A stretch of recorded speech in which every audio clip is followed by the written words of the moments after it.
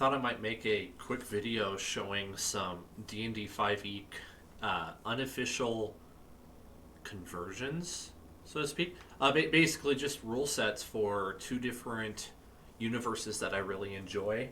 Um, I've already dabbled in sci-fi on this channel, and it went fine, but it was like my first real campaign ever, and I took on too large of a project, so that session, or not session, but campaign ended. And I'm gonna try it again later on with or not spell, Starfinder rules. Once I get more familiar with Pathfinder, I think that's going to convert over really well. But until then, I have some other stuff that I'm really wanting to get into, including Pathfinder. But for D&D side, there is an unofficial Elder Scrolls rule set that actually has a pretty active Discord server, and they have a really good wiki, an amazing wiki and website for it. It's called Delvebound, and boy, it's fantastic. I'm really impressed with the quality of the books that were written. I mean, there is a lot of effort that's gone into this, and I want to show you that Enemies of Elsewhere, for instance. I mean, check out that artwork for one. That's incredible. Let's see.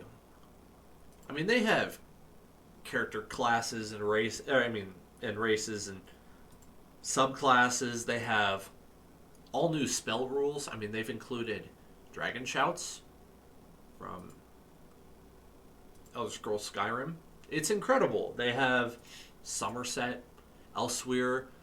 They're working on Vardenfell. They have Skyrim. They have just a ton of stuff. Murkmire.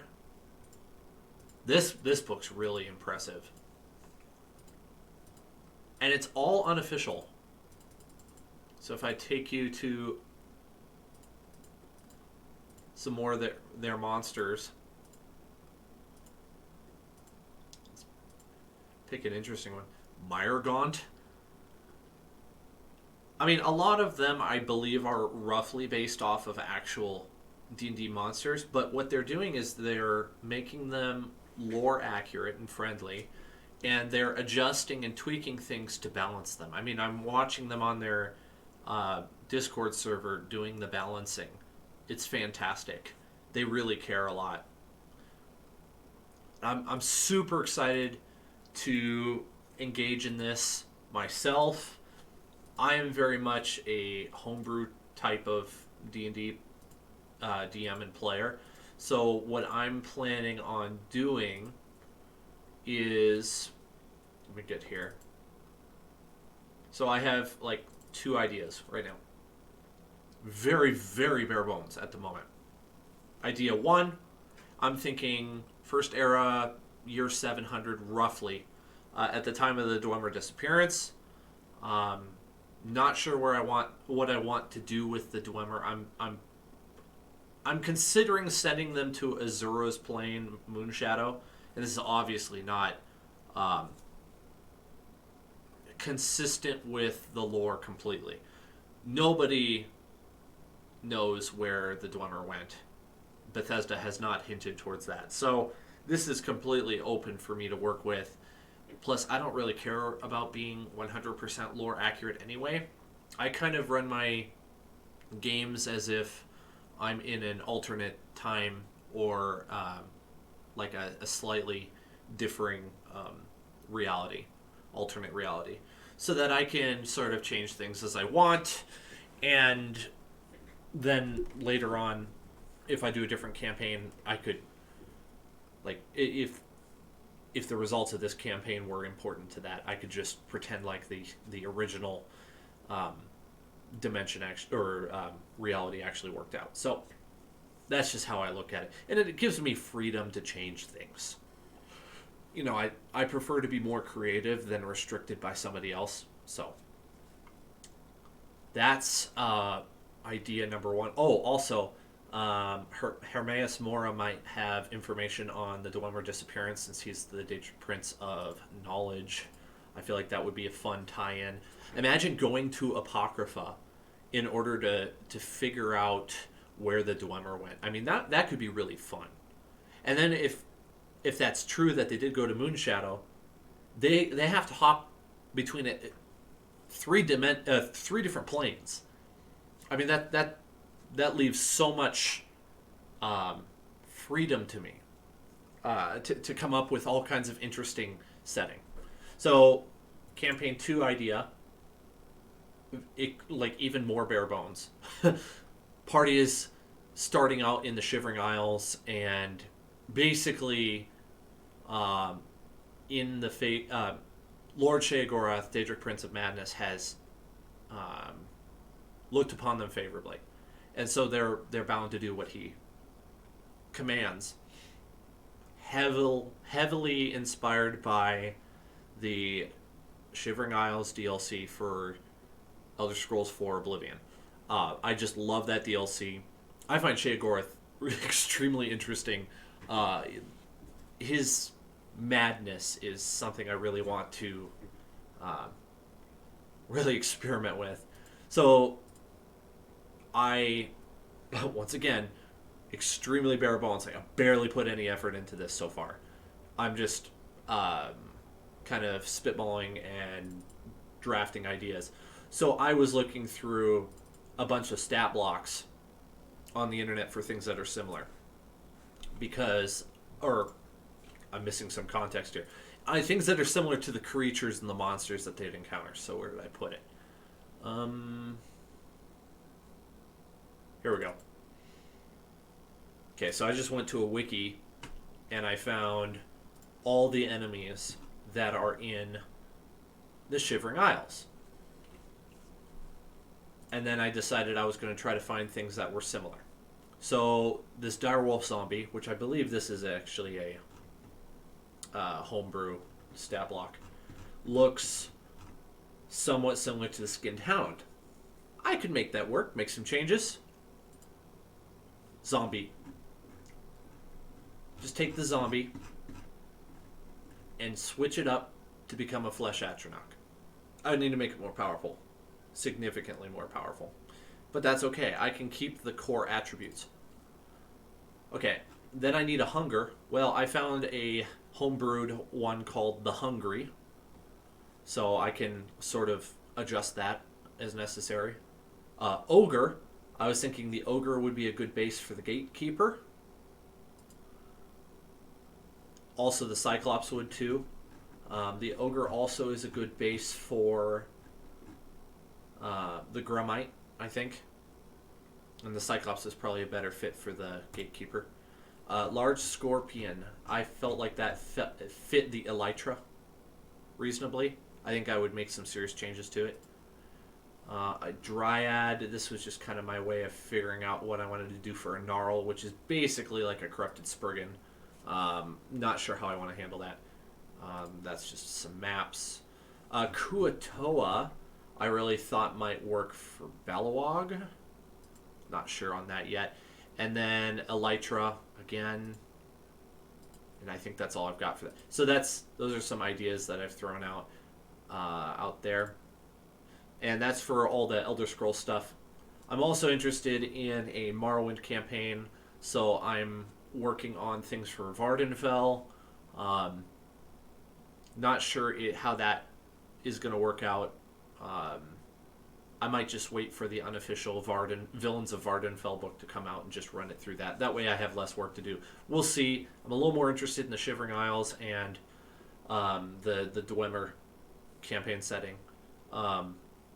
So those are probably the forerunners. The other stuff I wanted to share is the Adventures in Middle-earth 5e adaptation. And I can't remember if this is third party. I mean, it should be third party. That's not what I meant. It's published by Sophisticated Games and Cubicle 7. This is also a fantastic conversion. I mean, I've run the one shot. I forget what it's called all of a sudden. What do we call it?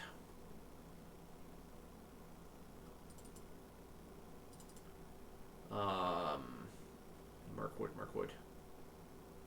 Do.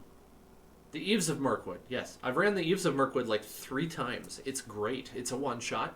It's for beginners to D&D. In fact, the conversion is a little more different than maybe the Elder Scrolls one.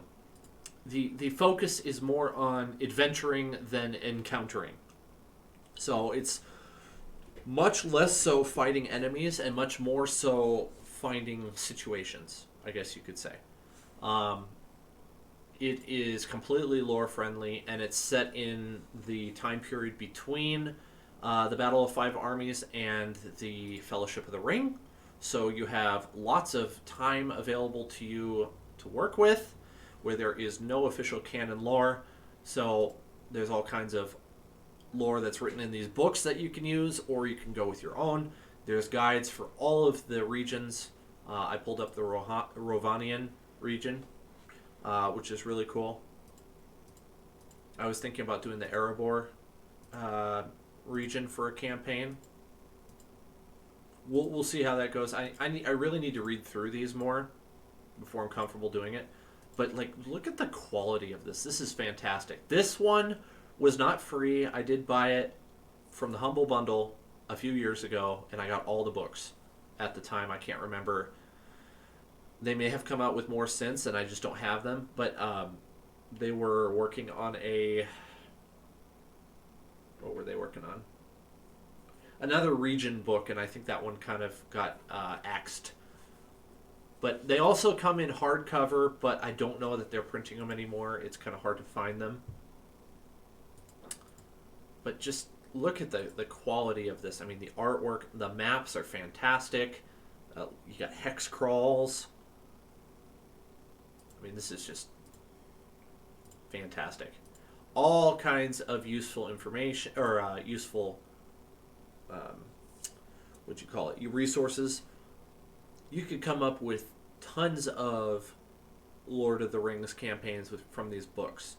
I feel like I could get a lifetime of D&D out of these books, and I really like that it basically works the same as D&D 5e, which most people who are playing D&D now are familiar with. So it's simple enough that people can pick it up like that. But you could apply other rule sets.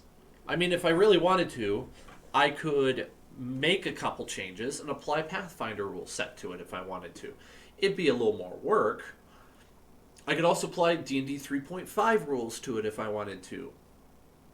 Not that interested in it. I'd much rather keep it 5e because it's less work for me.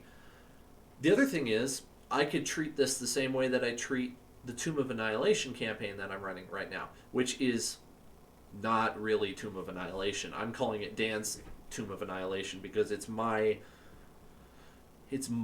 campaign using Tomb of Annihilation as a setting book. I mean, I'm using Chult, and I have Jessamine, and I have Yanzaru, and then they're like the basic. I mean, I'm going to have the basics of the main quest line, but I reserve the right to change everything. Like, it may not be a Sararak at the end. Who knows? Same thing with this. I mean, again, if you don't care about kind of breaking the lore a little bit, you could do it in a different time period too. I mean, the resources are applicable to really any era, I would think. I mean, if you're a lore purist, you're going to dislike that, or you could just make adjustments or just put up with it. Whatever. It's totally up to you. These are fantastic guides. Extremely well written, easy to follow. Campaigns are interesting. I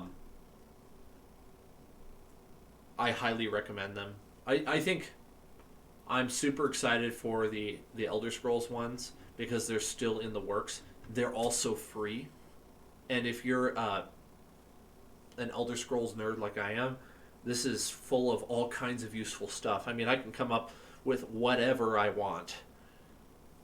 It's pretty normal for there to be lore-breaking stuff in Elder Scrolls because of mods for the games. So this isn't a problem at all. Lord of the Rings, maybe a little bit more structured. Also, not nearly as much magic in Lord of the Rings, which is kind of cool. I enjoy that. Magic is much more novel. In the Elder Scrolls, it's going to be way more commonplace to be casting Frostbite with your hand and then using a Dragon Shout. So if you're more of a magic-heavy player, you're going to enjoy that more. And Elder Scrolls books are going to continue to be updated probably for several years to come. And the Adventures in Middle-earth, if they're still working on books, will be releasing more stuff. So, yeah, check them out. The Elder Scrolls is Delvebound. I believe it's Delvebound. And the Lord of the Rings one is Adventures in Middle-earth.